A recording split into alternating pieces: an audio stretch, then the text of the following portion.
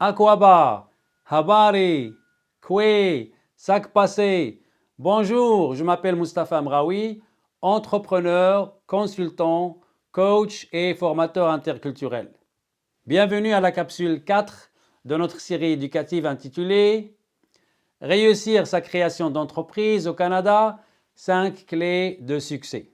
Notre but est de vous appuyer en tant qu'immigrant francophone, potentiellement entrepreneur, et de vous offrir les conseils et les ressources nécessaires afin de développer les compétences, les connaissances et la confiance pour lancer votre propre entreprise dans un contexte canadien.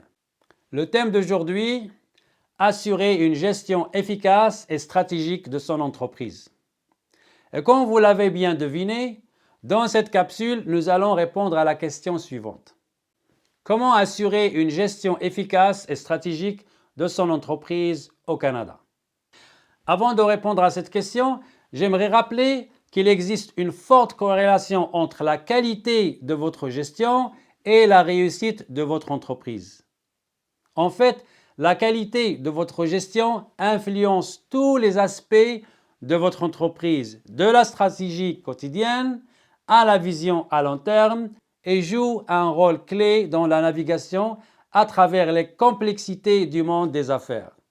Selon Peter Drucker, les entreprises d'aujourd'hui font face à 3 principaux défis: une complexité élevée, une concurrence atroce et un changement accéléré, ce qui exige une gestion efficace et stratégique pour assurer la pérennité et la croissance de votre entreprise dans un environnement dynamique et très compétitif. Une gestion efficace et stratégique nous permet de prendre des décisions éclairées basées sur des données et des analyses précises, optimiser l'utilisation des ressources limitées, ce qui aide à maximiser la productivité et l'efficacité, anticiper et minimiser les risques potentiels et être prêt à innover pour rester compétitif, définir la culture et les valeurs de l'entreprise pour attirer et retenir les talents, développer et maintenir les relations solides avec toutes les parties prenantes de l'entreprise. Maintenant, comment assurer une gestion efficace et stratégique de son entreprise au Canada? Eh bien, ça commence par une bonne planification stratégique. La planification stratégique est un processus continu à travers lequel nous définissons et exécutons un plan d'action pour atteindre les objectifs ou des buts organisationnels à travers l'analyse de la situation actuelle et future souhaitée, de l'environnement de l'entreprise et de ses lacunes existantes. Dans un langage très simple, la planification stratégique vise à répondre à 3 questions très simples. Où sommes-nous aujourd'hui? Où on veut être dans 3, 5, 10 ans? Et comment arriver là?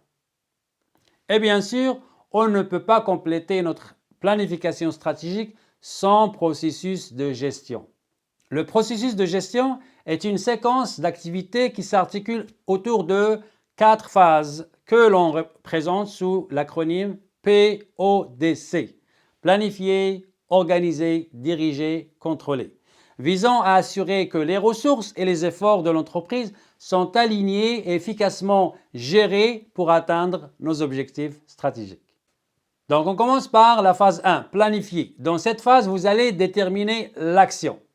Parmi vos responsabilités clés, définir et établir clairement vos objectifs à court et à long terme, analyser l'environnement interne de votre entreprise en utilisant l'analyse FFOM ou SWOT en anglais pour identifier les forces, les faiblesses, les opportunités et les menaces.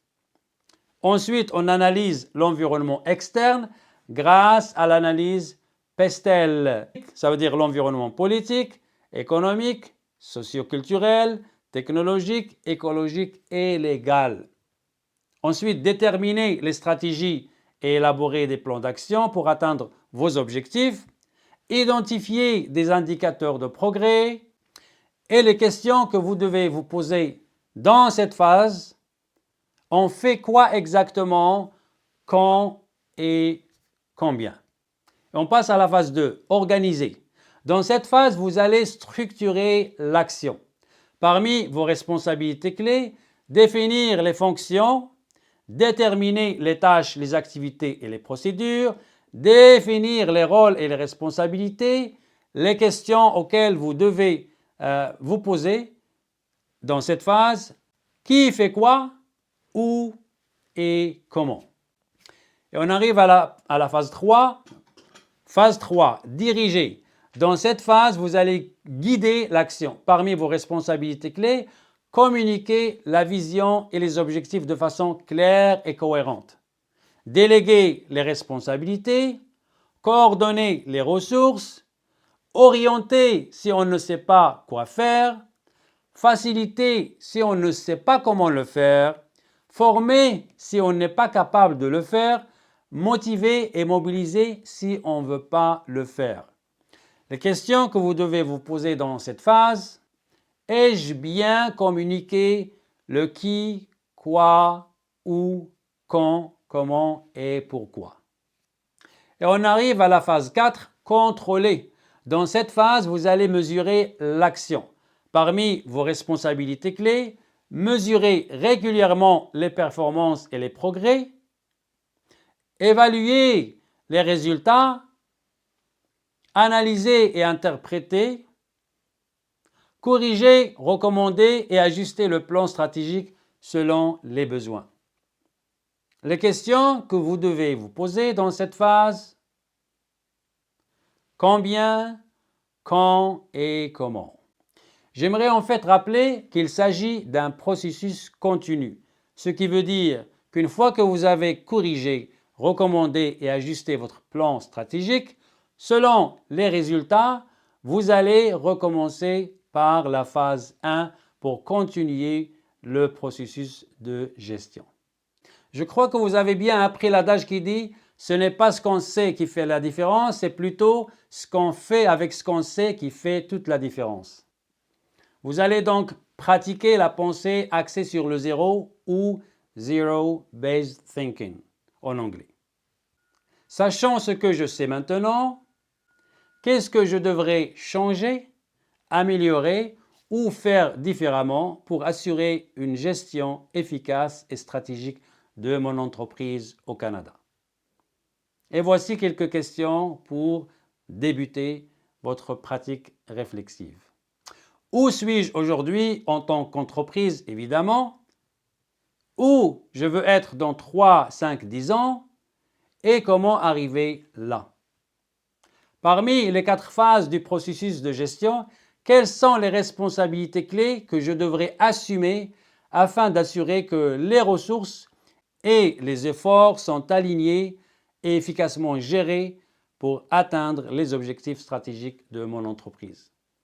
Quelles actions spécifiques dois-je prendre? Quand? Comment? Et quelles ressources puis-je utiliser? Sur ce, je vous souhaite bon succès dans votre projet entrepreneurial.